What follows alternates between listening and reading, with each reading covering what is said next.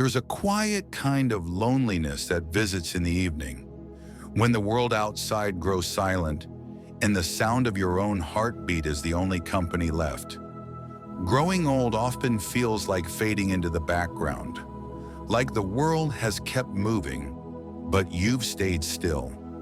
Maybe the house once filled with laughter now feels too big.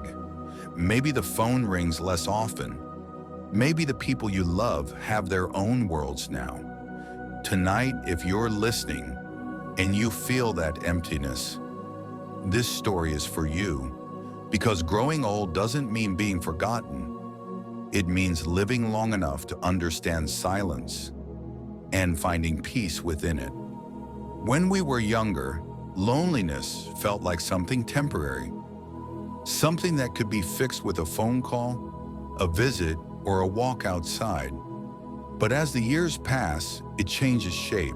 It becomes quieter, deeper, harder to name. Some of us lose our lifelong friends. Some of us say goodbye to the love of our life. Some of us move into smaller homes or live alone for the first time.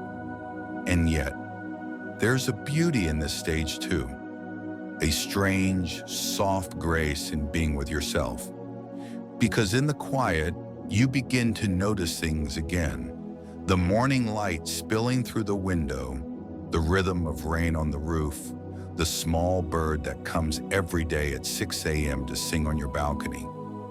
Loneliness can hurt, yes, but it can also teach us how to listen. Many older hearts ache not because they're forgotten, but because they remember too much. They remember the noise of the house, the children running through the hallways, the late dinners, the sound of doors opening and closing. And now, the silence feels heavier, the visits are shorter, the hugs are quicker. Our children love us, but life is busy. Their world moves fast while ours slows down. It's easy to feel left behind, even when no one meant to leave us.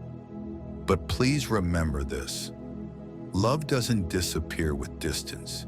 It only changes its language. Sometimes love looks like a call once a week. Sometimes it looks like a text that says, "I'm okay." Sometimes it's silence, but you can still feel it in your heart. So if your children are far away, whisper their names into your prayers tonight. They may not always call, but your love still reaches them in ways words never could. There's a quiet kind of strength in those who live alone, a strength that comes from making peace with time. You begin to find comfort in small things, watering your plants, writing down your memories, watching the sky change colors, smiling at strangers on your morning walk. Loneliness becomes softer when you fill your days with gentleness. You learn that peace isn't found in people, it's found in presence, in being here, breathing, grateful for this moment, even if no one is watching. Because maybe this season of solitude isn't punishment, it's preparation.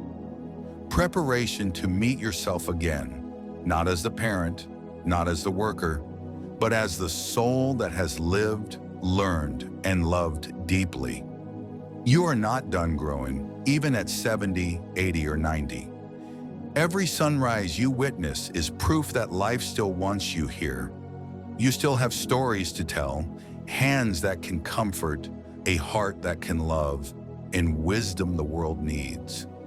There's someone younger who's afraid of being alone, and they need your words, your calm, your light.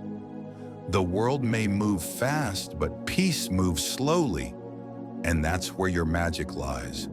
So even when the nights feel long, remember this: your heart is still blooming, quietly, beautifully, just like the flowers that open after the rain.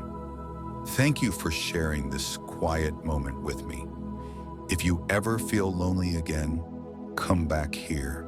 Let this space remind you that you are seen, you are loved, and you are still blooming, still blooming.